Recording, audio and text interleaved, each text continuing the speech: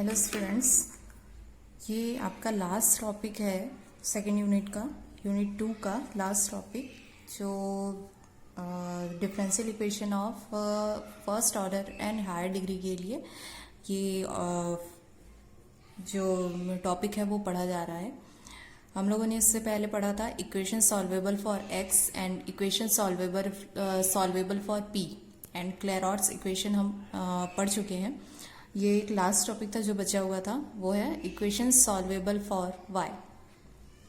ठीक है, इक्वेशन का फॉर्म वही रहेगा जैसे कि आपको दिया रहता है। If the f of x y p, f of x y p का मतलब यहाँ पर फंक्शन रहेगा, एक इक्वेशन रहेगा एक एक्स वाई पी का। ठीक है, जिसमें एक्स के भी वेरिएबल्स रहेंगे, वाई के भी वेरिएबल्स हो सकते हैं और पी के भी, मतलब इन तीनों का मिक्सअप रहेगा उस इक्वेशन में। ठीक है, अब एक्स का वेरिएबल भी रहेगा, वाई का वेरिएबल भी रहेगा, पी का वेरिएबल भी रहेगा। ये सुन के कंफ्यूज नहीं होना है। फॉर एग्जाम्पल के लिए यदि एक्स का इक्वेशन बोलते हैं तो एक्स का इक्वेशन मतलब x square plus 2x plus 3, 4 and so on, जो भी है, तो ये क्या कहलाता है? फंक्शन ऑफ एक्स कहलाता है। क्यों फंक्शन ऑफ एक्स कहलाता है? क्योंकि इसमें सिर्फ एक्स के वेरिएबल्स हैं।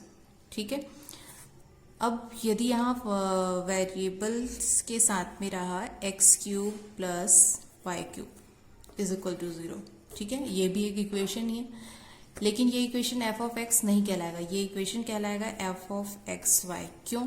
क्योंकि इसमें एक्स के वेरिएबल्स भी हैं और वाई के वेरिएबल्स भी हैं। ठीक है, तो इसी तरीके से ये इक्वेशन कैसा रहेगा? जिसमें एक्स, वाई और पी तीनों के टर्म्स रहेंगे, तीनों वेरिएबल्स के टर्म्स रहेंगे। ठीक, तीनों से बना हुआ है इसलिए। तो उस तरीके का कोई इक्वेशन होगा आपके पास में। उस इक्वेशन को सॉल्व करना है किसके लिए? हमको y के लिए सॉल्व करना है। y के लिए सॉल्व करना है तो हमको क्या करना पड़ेगा? हमको जो इक्वेशन है उसमें जितने भी टर्म्स दिए हुए हैं उनको एक साइड पे ट्रांसफर किया जाएगा और y के टर्म्स को एक साइड पे। ठीक है,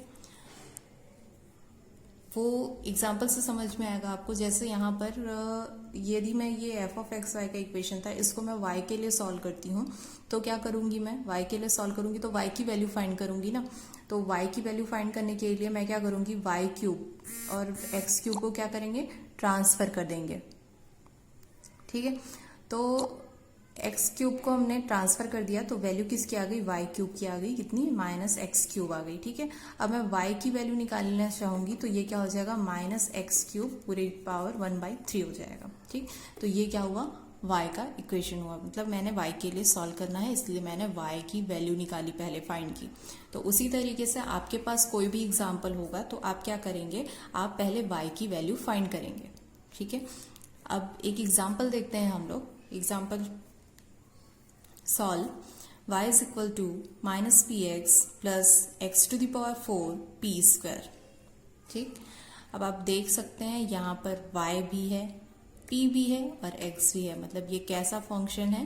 function of x y p. ठीक, क्लियर हो गया होगा यहाँ से। फंक्शन ऑफ कैसा फंक्शन है? Function of x y p है। अब इस इक्वेशन को क्या करेंगे? हम इस इक्वेशन को x के रिस्पेक्ट में डिफ्रेंशिएट करेंगे। ठीक, x के रिस्पेक्ट में डिफ्रेंशिएट करते हैं तो हमें क्या मिल रहा है? y क्या बन जाएगा? dy/dx बन जाएगा। अब देखो, आप लोग बोल रहे होंगे कि हमको तो y के लिए सॉल्व करना था, तो y की वैल्यू तो इसमें पहले से दी हुई है, तो सॉल्व क्या करना है? अरे यही तो सॉल्व करना है, y की वैल्यू तो आपको फाइंड करनी है। यदि आपको यहाँ पर y डायरेक्ट नहीं दिया रहा, इक्वेशन मिक्सअप में दिया रहा, तो आप सबसे पहले y को फाइंड करेंगे, y इज इक्वल टू निकालेंगे, उसके बाद आपको उसका डिफ्रेंसिएशन करना है। ठीक है, आपको ज़रूरी नहीं है कि ये टर्म्स डायरेक्ट हमेशा क्वेश्चंस में दिए रहे। यहाँ तो एग्जाम्पल में दिया हुआ जो एग्जाम्पल था उसमें y की वैल्यू डायरेक्ट दी हुई थी। यदि नहीं दी रहेगी तो आपको y पहले फाइंड करना है, उसके बाद उसको x के रिस्पेक्ट में डिफ्रेंशिएट करना है। ठीक है, तो हम लोगों ने क्या किया? इसको x के रिस्पेक्ट में डिफ्रेंशिएट किया। डिफ्रेंशिएट करने पे क्या मिल रहा है भाई? y को डिफ्रेंशिएट करेंगे x के रिस्पेक्ट में तो क्या बन जाता है? dy/dx हो जाता है। अब यहाँ पर क्या था? माइनस पी एक्स मतलब दो फंक्शन है, first function and second function, जिसका फॉर्मूला क्या होता है? जब हमारे पास में दो फंक्शंस होते हैं तो हम लोग क्या करते हैं, डी बाई डी एक्स है ना, first function and second function है, तो हम उसका डिफ्रेंसिएशन कुछ इस तरीके से करते हैं। फर्स्ट फंक्शन कॉमन रहेगा, सेकंड फंक्शन का हम डिफ्रेंसिएशन करेंगे, प्लस सेकंड फंक्शन कॉमन रहेगा, फिर फर्स्ट फंक्शन का हम डिफ्रेंसिएशन करते हैं। ठीक है, तो हमारे पास क्या है अभी, माइनस पी एक्स है, तो फर्स्ट फंक्शन क्या होगा, माइनस पी, तो माइनस पी, फिर D by d x, second function क्या है, एक्स है, तो एक्स का डिफ्रेंसिएशन एक्स के रिस्पेक्ट में क्या होता है, वन, तो हमने लिख लिया वन। ठीक, माइनस, फिर हम क्या कर रहे हैं, सेकेंड फंक्शन को कॉमन रखेंगे, तो एक्स को कॉमन रखा हमने यहाँ पर। ठीक है, फिर फर्स्ट फंक्शन क्या था, पी, पी क्या है, पी इज इक्वल टू क्या होता है, d y by d x होता है। ठीक, तो पी को हम लोग ऐसे ही सॉल्व नहीं करते, ठीक है, वो भी एक वेरिएबल है हमारे पास में, तो वेरिएबल्स को कैसे, वो कैसा वेरिएबल हमारा डिफरेंशियल डेरिवेटिव है ना, तो डेरिवेटिव है, तो डेरिवेटिव को कुछ इस तरीके से डिफ्रेंशिएट करते हैं, पी का पूरा पूरा डिफ्रेंशिएशन हो जाएगा, पी क्या हो जाएगा, वन, और फिर d p by d x. ठीक है, प्लस अब क्या है, x to the power 4 p square, फिर से दो फंक्शन है हमारे पास में, तो पहले हमने एक्स टू दी पावर 4 को कॉमन रखा और पी स्क्वायर का डिफ्रेंसिएशन किया, तो ये क्या होगा, पी स्क्वायर हो जाएगा 2p into d p by d x, plus P square common करेंगे और एक्स टू दी पावर 4 का डिफ्रेंसिएशन हो जाएगा 4x क्यूब। अब सेकेंड लाइन में आते हैं, तो d y by d x मैंने यहाँ पे बताया आपको क्या होती है उसकी वैल्यू पी होती है, तो ये हो गया स्मॉल पी ना, small p is equal to, ये पी इंटू वन है तो minus p minus x into d p by d x plus x to the power 4 into 2p d p by d x plus 4 को सामने ले लिया है p square x cube. अब last next line में जाते हैं, तो ये क्या हो रहा है, यहाँ पर इस माइनस पी को हमने ट्रांसफर किया, माइनस पी किस में चेंज हो जाएगा, प्लस पी में, और दो पी मिलके क्या बन गए, 2p is equal to minus x d p by d x plus 2x to the power 4p d p by d x plus 4p square x cube. अब नेक्स्ट लाइन में जाते हैं, फिर से हम सारी वैल्यूज को इस साइड पे ट्रांसफर कर देंगे, ट्रांसफर करने के बाद में इज इक्वल टू 0 हो जाएगा। उसके बाद में हम लोग देख रहे हैं कि यहाँ ये जो वैल्यू है, ठीक है, एग्जैक्टली यहाँ पर 2x क्यूब p कॉमन निकालने पर वही वैल्यू हमारी आ रही है। ठीक, तो हमने 2x क्यूब p हमने कॉमन ले लिया, कॉमन लेने के बाद में इन दोनों में फिर से कॉमन क्या है, 2p plus x d p by d x, तो हमने उसको कॉमन ले लिया है। फिर यहाँ पर कॉमन क्या है, यहाँ 1 है ना, तो बचा क्या, 1 minus 2x cube p is equal to 0। अब 2p इज इक्वल टू क्या है, minus x d p by d x है।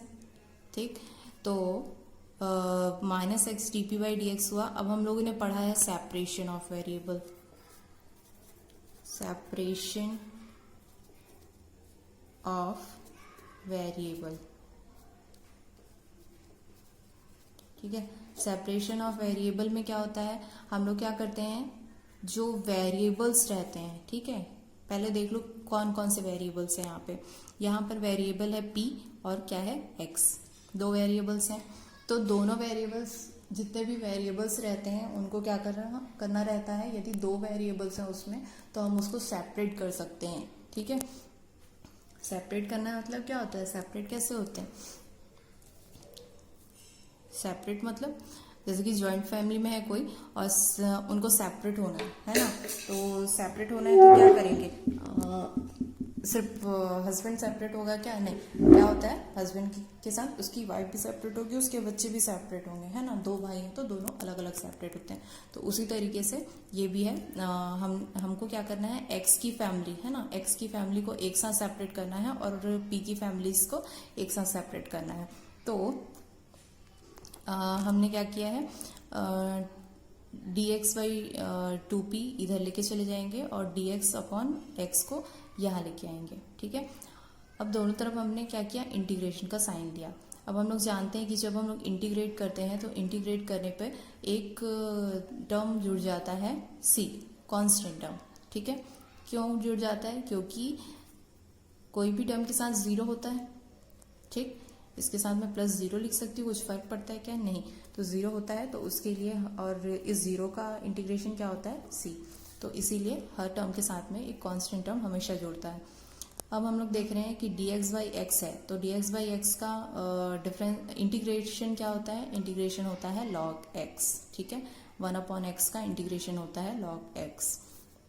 उसी तरीके से यहाँ पर भी 1/p है, तो 1/p का इंटीग्रेशन क्या होगा? log p। हमने -1/2 को कांस्टेंट था इसलिए कॉमन ले लिया है। अब log p है प्लस log c। हम कांस्टेंट को किसी भी तरीके से चेंज कर सकते हैं, हाँ, बशर्ते कि वो कांस्टेंट ही बना रहना चाहिए। log c भी एक कांस्टेंट ही है, तो हम log c उसको बना सकते हैं, ठीक है।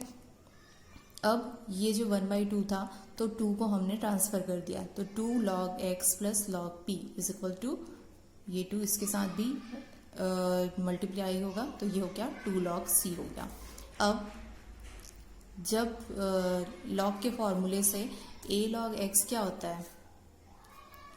a log x is equal to होता है log x to the power a, ठीक है। तो उसी तरीके से यहाँ 2 log x था, तो वो बन जाएगा log x square plus log p is equal to, फिर से 2 log c था, तो हम लोग उसको कवर कर लेंगे और क्या ले लेंगे? log c ले लेंगे। अब नेक्स्ट लाइन में क्या हुआ है? यहाँ क्या है? 2 log थे, ठीक है, और log a plus log b is equal to क्या होता है? log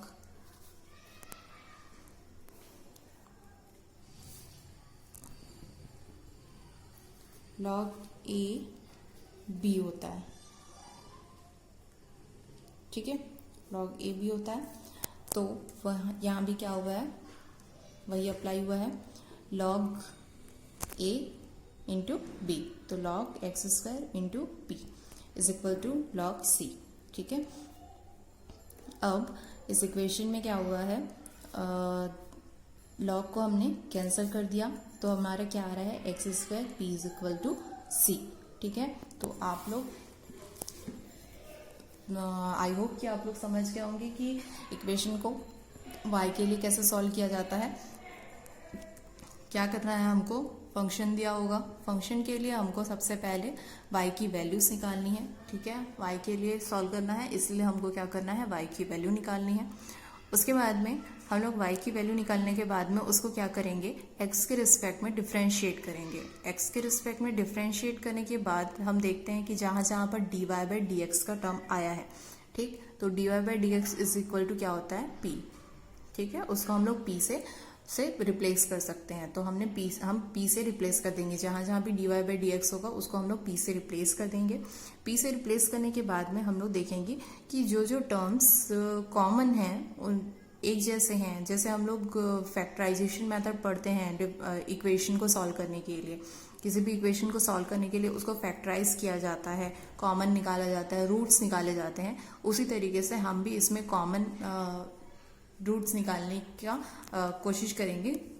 फिर कॉमन रूट्स निकालने के बाद में हम उनको सेपरेट करेंगे। सेपरेट करने के बाद में हम क्या करेंगे? इंटीग्रेट करेंगे। सेपरेशन ऑफ वेरिएबल के बाद में उसको इंटीग्रेट करेंगे। सेपरेशन ऑफ वेरिएबल में क्या करेंगे कि जो एक जैसी फैमिलीज हैं, ठीक है, जैसे सेपरेशन ऑफ वेरिएबल में हमेशा 2 वेरिएबल्स होते हैं, तो 2 वेरिएबल्स को हमेशा हम क्या करेंगे? दोनों की अलग अलग फैमिली होती है, तो x की फैमिली है तो हम x की फैमिली को x के साथ सेपरेट करते हैं और y की फैमिली को y के साथ सेपरेट करते हैं। उसी तरीके से फिर जब सेपरेशन हो जाएगा, सेपरेशन के बाद हम इंटीग्रेट करेंगे उसको। इंटीग्रेशन के बाद हम उसको इस पे स्लाइस करेंगे, मतलब उसको और सॉल्व करते जाएंगे जब तक हमको कांस्टेंट की वैल्यू नहीं मिल जाती है, ठीक है। तो अभी इस वीडियो में इतना ही है। यहाँ आपका यूनिट 2 ख़त्म हो जाता है और आप लोग इसके टेस्ट की तैयारी करते रहिए, ठीक है। आज के लिए इतना ही, थैंक यू।